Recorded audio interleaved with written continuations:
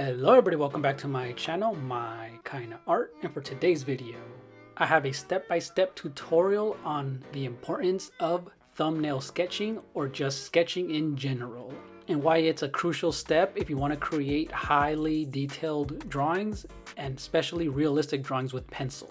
And before we get started, if you're new to my channel, consider hitting the like button, ringing the bell, and leaving a comment. Let's get to it.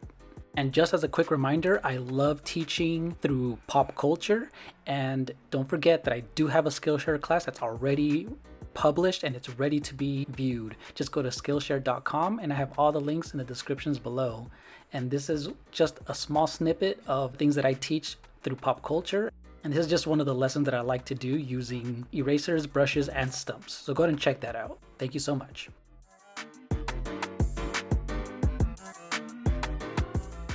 So in this step, we're going to be drawing the heads in smaller versions, and this way we're able to get a feel of how we're going to do our bigger final drawing by knowing where the light is and where the shadows are and actually approaching it in 3 separate ways. And then they're small, but you can do them in any size you like, but I recommend making them in 1-inch or 2-inch sizes. And in the art world, these are called thumbnail sizes, and this lets us get the idea across very quickly and to know if we're capturing the likeness of our subject.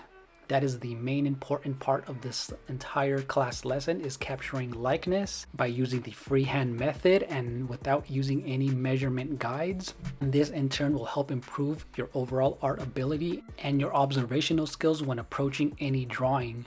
So you don't need prior knowledge or experience of drawing faces. This is going to help us just go for it. With these warm-ups, you can use whatever you like to draw on. I happen to have several different sizes, all ranging from the tiniest to the largest that goes up to 12 by 15. The smallest one I have is a 4 by 5. But anyway, you can also use just regular paper to sketch these out. And remember, these are just warm-ups, so any size paper will do.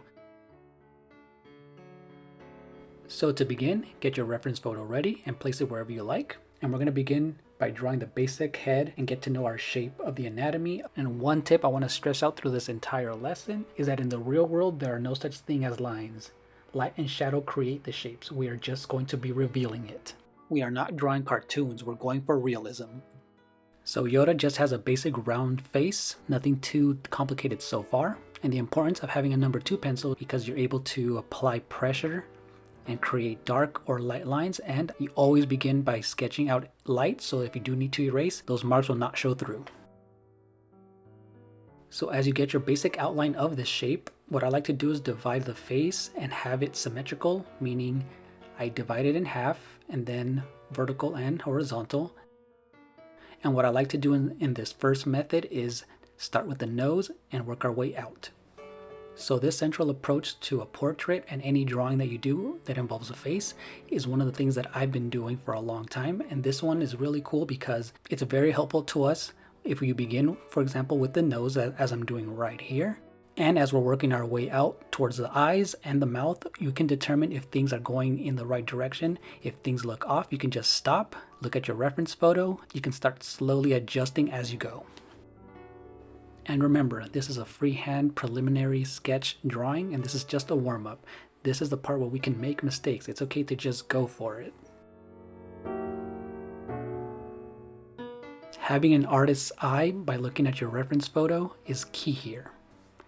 Just look back and forth at your drawing, at your photo, and just make adjustments as you go. And what you're seeing right here with my pencil, I'm just drawing a line underneath the bottom part of the eye and where the nose falls right in the middle. And this also helps with an imaginary measurement so that the eyes are aligned and they're not looking off. So as I speed up this video, continue defining the face by darkening areas around the eyes, the nose, the bags under his eyes, the chin, the eyebrow, the ears, and the many wrinkles within the forehead and throughout the entire face. And remember, these are just a warm-up sketch, so this should take less than 10 minutes to do per drawing, or even less than 5 minutes as we get more and more comfortable with our drawing. And with this time limit, we can start approaching the shadows. We can work inside the ears, the pupils, right underneath the nose, the cheeks, and right underneath the chin. Any dark area, just go for it and start applying pressure to the pencil and let the graphite do the work. And the way I like to apply the graphite pencil is just making a back and forth motion really quick and kind of work into the shapes and into the curves. Instead of drawing straight lines, we're going to work with the curves of the form, and this will give us that 3D look that we're looking for. And I will get into detail on how to draw within the curves of the facial features as we get into the final drawing. And here's where I like to make useful guides for myself by drawing arrows and writing down where the light comes from, this one being from the top left, and also drawing arrows at the bottom, knowing where the shadows are going to be.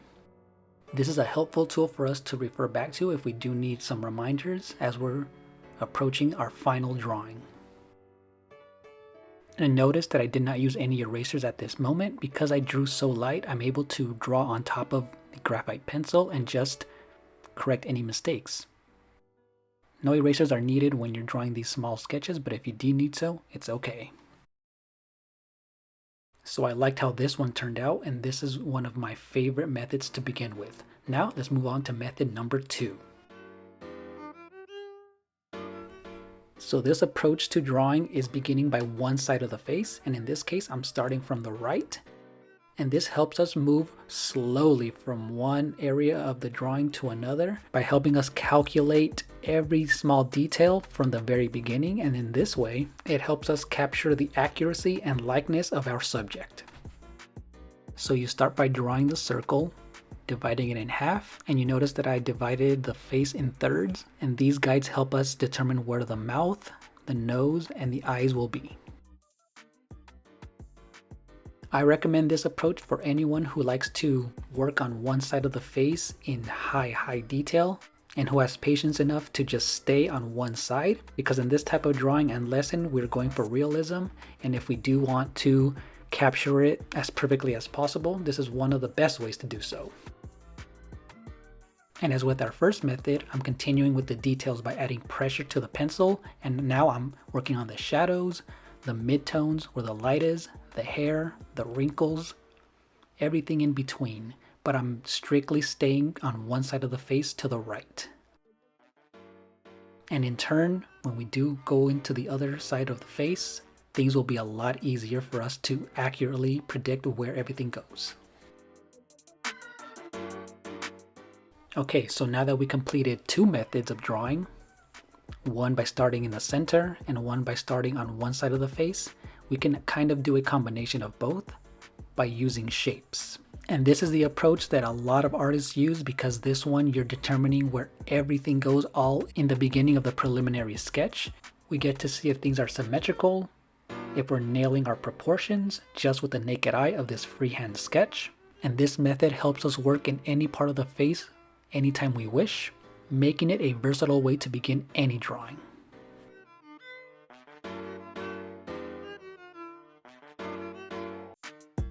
And have you noticed the amount of detail we have compared to our first? By just one exercise going on to another, we've already improved a lot more from when we started.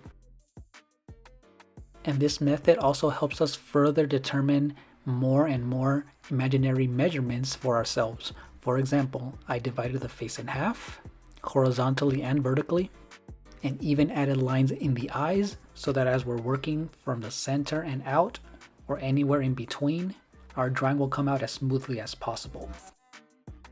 Now, working with this freehand method without using any preliminary measurements can be difficult at times, but this is the point of using our eye and estimating, as it will further improve our proportions and landing them correctly.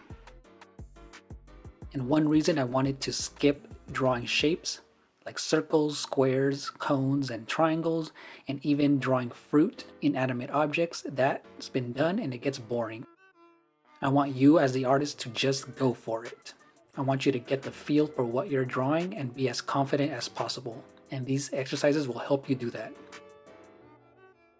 And as someone who has taken many classes in college and at university, I know that when I wanted to create this course, that I wanted to eliminate the boring parts and approach it head on, because you learn by doing and not just by watching. So now that you sketched out 3 smaller drawings in these 3 thumbnail exercises, we are now ready to create our pop culture icon, our Master Yoda. Let's move on to the next lesson.